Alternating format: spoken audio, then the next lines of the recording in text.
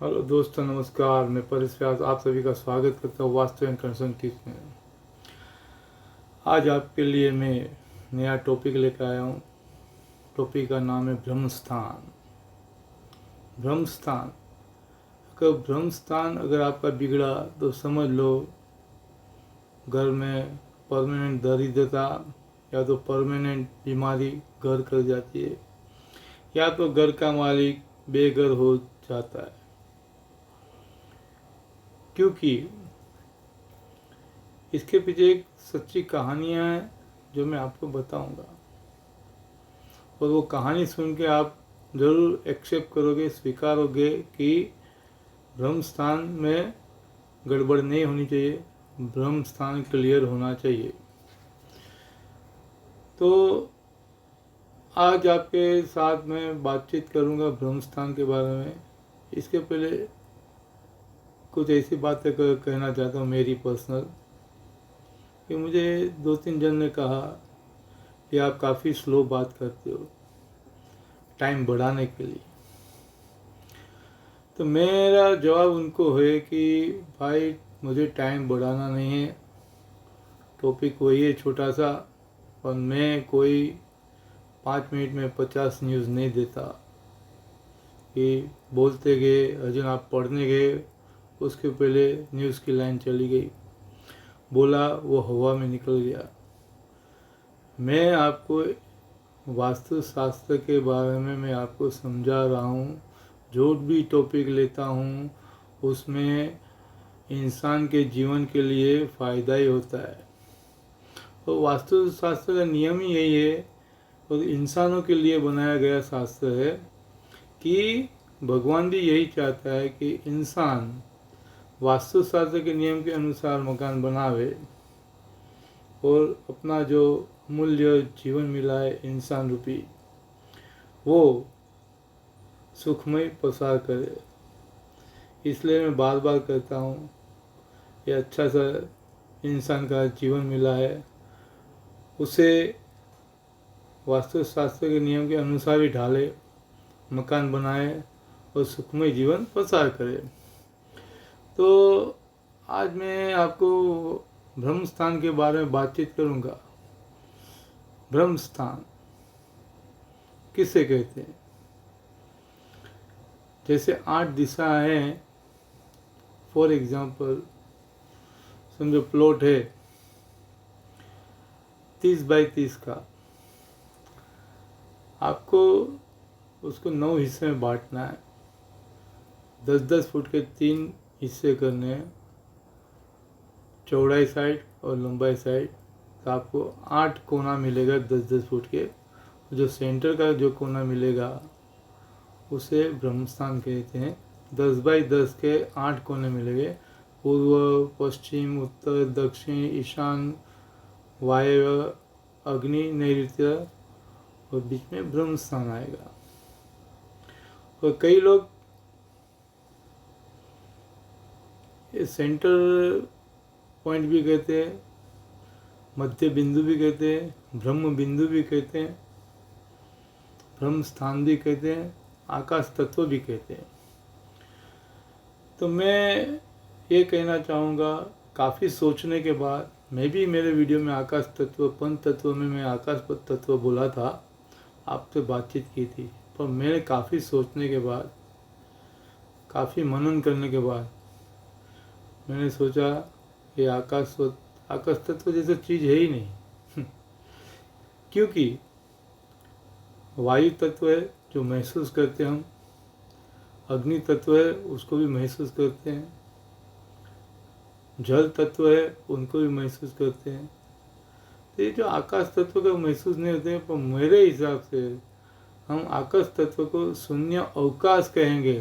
क्योंकि जो भी एनर्जी है वो शून्य अवकाश से आती है। जैसे कि सूरज, चांद पृथ्वी के से काफ़ी दूर है, शून्य अवकाश में। जैसे मंगल, बुध, शनि, जो भी ग्रह है अपने, वो सब शून्य अवकाश में है। और जो भी पॉजिटिव और नेगेटिव एनर्जी है वो शून्य अवकाश से आती है वो ब्रह्म स्थान को हम शून्यावकाश कहेंगे। तो ब्रह्म स्थान में कौन सी मिस्टेक होने से क्या होता है वो मैं आपको बताता हूँ। जैसे प्लॉट के अंदर पंडित जी अपना काम करने के लिए, पूजा करने के लिए आते हैं, तो कह देते हैं कि सेंटर में आप खड्डा खोद दो, ब्रह्म स्थान में खड्डा खोद दो। वो वहाँ पूजा विधि करते हैं और पूजा के अंदर जमीन में रहने वाले जो भी जीव जंतु है वो खड्डे के अंदर डलवाते हैं। जैसे सांप है, कछुआ है और कई फ्रॉग है जिसको हम बेडूक कहते हैं, वो सब लगा के उसकी पूजा की जाती है। ये चीज़ सोचने जैसी है, ये कि इस प्रकार से पूजा होती है। तो हमें ये सोचना चाहिए कि ये चीज़ की जरूरत नहीं है। अगर ये जो खड्डा किया है तो खड्डा करने से करके मालिक को नुकसान काफ़ी होता है। शायद वो बेघर हो सकता है ब्रह्म स्थान में खड्डा करने से, या तो फिर मकान बनने से के बाद घर में कोई भी एक ऐसी व्यक्ति होगी जिसको बीमारी पकड़ेगी, जो बीमारी कभी अच्छी नहीं हो सकती, लाइफ टाइम उसके साथ बीमारी साथ में रहती है मरते दम तक। एक को पूरा हुआ तो दूसरे को बीमारी होगी। और दूसरी बात कि ब्रह्म स्थान में पिलर नहीं होना चाहिए, दीवार का वजन नहीं होना चाहिए। तो उसमें क्या होता है, एक घर के कोई भी एक सदस्य को पीठ और पेट की बीमारी कंपलसरी होती है। ये मैं आपको बताया और इसके पे जो कहानी है वो भी बताता हूँ। पांडवों ने जब अपना इंद्रप्रस्थ बनाया तो मायावी वास्तुशास्त्री नामक दानव को उन्होंने इंद्रप्रस्थ बनाने को दिया और उसने इंद्रप्रस्थ में ऐसी माया का जादू फैलाया कि उसने ब्रह्म स्थान में ही एक खड्डा किया और खड्डे को इस प्रकार पानी से भर दिया कि जो भी इंसान, कोई भी व्यक्ति आवे वो कंफ्यूज हो जाए, उसको फ्लोर ही समझे। तो उस वक्त दुर्योधन इंद्रप्रस्थ को देखने को आया और देखने को आया तो काफ़ी खुश था। और फ्लोर जो खड्डा था उसको फ्लोर समझ बैठा और वो जाके उसमें गिरा। तब द्रौपदी जी हंसी और उसको ताना दिया कि अंधे का लड़का अंधा ही होता है। तो ये बातें दुर्योधन को काफ़ी लगी, दिमाग में बैठ गई और उसने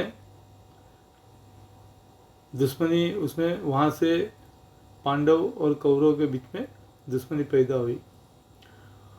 और उस इंद्रप्रस्थ के अंदर न पांडव रह सके और दुश्मनी ऐसी पैदा हुई कि वो लोग अपने पूरा कुल का नाश कर दिया। इसी प्रकार ब्रह्म स्थान में अगर कोई भी भूल हो तो अपने घर के अंदर भी कलेश रहती है, एक दूसरे पे विश्वास नहीं होता और झगड़ा फतवा भी होते रहता है।